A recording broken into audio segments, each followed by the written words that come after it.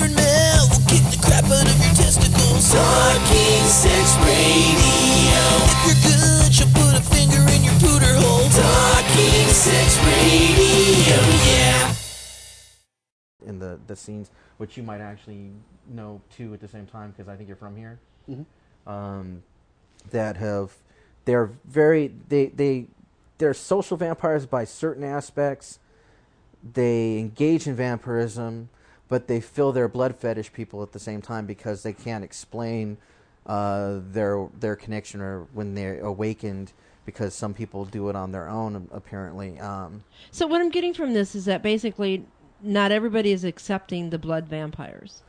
There is a large quantity, according to that listing there, of psi vampires than the other way around, and a lot of times with that thing of where it's the negation thing going on, a lot of people, the sanguine, feel that it's more tangible. Blood is more of a tangible substance, and some of them are not aware of exactly how this energy stuff is supposed to go on.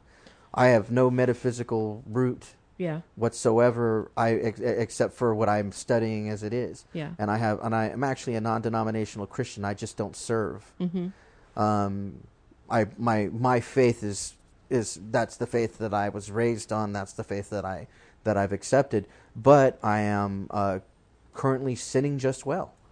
And since I'm willfully sinning, why am I going to go and be a hypocrite and go to church and whatever else? Well, I think the only sin besides, I get enough holy water tossed on me with those things anyhow. Well, I'm an ordained minister, and I think that the only sin that there is basically the sin of fear. I think fear is, I think our religion is really created on fear base. Most of our religion is, and I think that is really basically the only sin that's out there is when we're fearful. Because when we're fearful, then we limit our experience and our journey on this earth. But when we stop being fearful of a fearful God or a fearful goddess or whatever, such and such forth, then we allow ourselves to be in the moment and complete. And walk all over our parents. Walk all over our parents? The concept of that theology is really just, it's not, it says, biblically it says that I've made these things so much this way because you guys are stiff-necked or stubborn.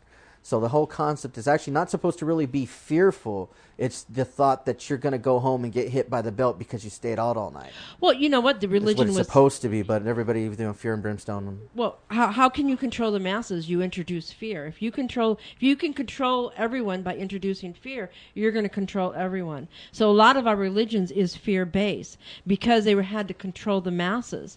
And it's not stepping over your parents. It's basically saying, I no longer participate in a fear-based way of thinking. And I believe that we're all part of God, or whatever our God is. It could be a tree. It all is our personal journey. And I believe that if we can get rid of the fear factor that we're going to go to hell because we are sinners, I don't think we are sinners. I don't think when we have sex we're not sinners. Sex is a very important part of who we are. It's a very important part of growing and developing ourselves. And fear is the thing that stops us. But I want to know more about vampire. I want to know more about this lifestyle because I am new to it, and that's one of the reasons why I joined your group and I joined the LA group is because I really want to know more because I have a lot of the things that I feel that I've always been a vampire. I've always had that essence. That's a good word? Is it an essence of a vampire? Is it actually that vampire that we're given now through all of our books and all of our movies and stuff? I think it's pretty inflated. Do we really function in the essence of being a vampire? Well, a lot of the good things that they do put out in the movies is they're saying some of the myths were started by vampires in order to make it a lot easier to move around, because if it was true that you didn't have a reflection or any of those things like that, then that would really be one of those cases where oh, look, it's a vampire because he has no reflection. So you could really write off anything, because this goes to my can of shaving cream theory, is the can of shaving cream shows up in the mirror too, and I'd like to think I have more soul than that can of shaving cream because your reflection is a mirror image of your soul. So because a vampire has no soul, they have no reflection. That's their whole thought process there. But then again, witches float because they're made of wood. I sink like a rock. They sink like a rock. No, I sink like a rock. I don't know about other witches. If there's any questions in the chat room, room, if if there's any questions in the chat room, please give us a phone call at 818-731-7942. We'd love to have you call and ask a question of our guests, Dee and Silventar. That would be great. This has been an interesting show. I've been enjoying. I just love vampire shit. You know. Yeah, I love you guys can watching. ask a question too if you guys had something that was on your mind. Anybody in the live audience?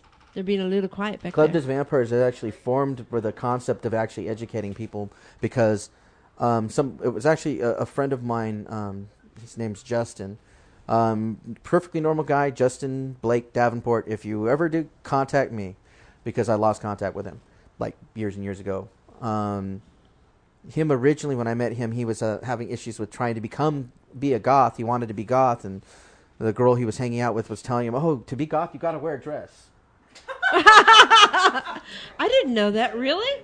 According to her, that was what it was. So he was trying to wear dresses and makeup, and That was her own personal fantasy. Well, there's so many different kinds of goths out there too, as well. Just like the vampire goth is one of the terms or types. Yeah. Romantic goth, uber goth. Uber?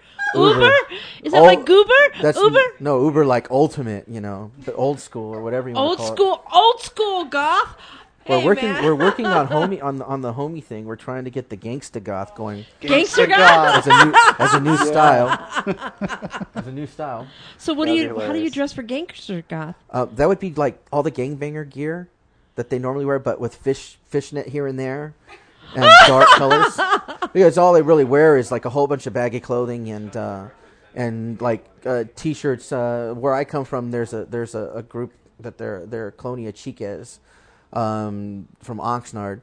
They wear cowboy stuff. Cowboy goth. Because when you take off the W off the Cowboys, you have CO boys. That was the most clever thing I think I heard of out of other things. CO boys. Mm-hmm. So CO for like Colonia, that's what they were doing with their thing. So they wore those particular things. So there are a few people within that gang that I'm aware of that have other tastes in music, but they're still too much of a follower in that group to break out and go their own route.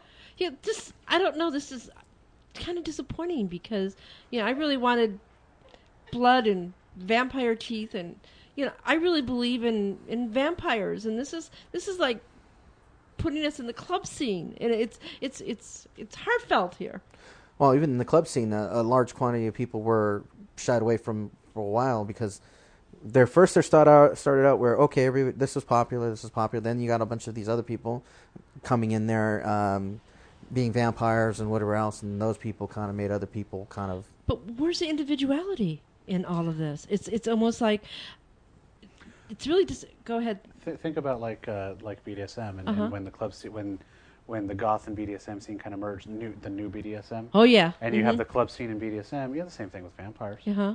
It's the same thing. It's like he was saying, education. The thing he was talking about, the club you were talking about, the group, was education based, and that's great because that's really where to tame the new blood, that's what you need to do. And so you got the public scene, as you said, and then there's a large quantity of independent houses, independent things. We've only got a couple of minutes, so tell me what happens on to the private parties.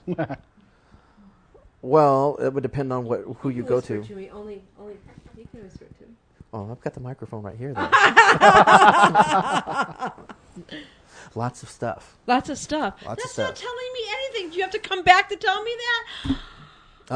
One of the people I was going to actually try to call for you was one of the members of House Bat and Flight, which is actually a new house up north in Oakland, Sacramento, San Francisco area. Which is funny is that Murdicus joined their group, but they are. I would have to say they're blood energy based. So most of they do biofeedings. Biofeeding instead of that's their is that they PC have one term. Is that they have one person they all feed off of this person? No, that's their PC term. Biofeeding. Yeah, they say biofeeding, and basically meaning they're going to do a blood feeding. So basically, they're going to have a few donors there, and they're going to carry on as they do. I think it's great. Well, they have a lot of fun. And there is a lot of eroticism in the sanguine community, as far as I'm aware. Yeah. Within these groups and some of the other houses, all houses run differently. A large quantity of houses run the same. Do you have families? These would be kind of like their families. The tribe or whatever. Their whatever house or whatever coven, whatever clan.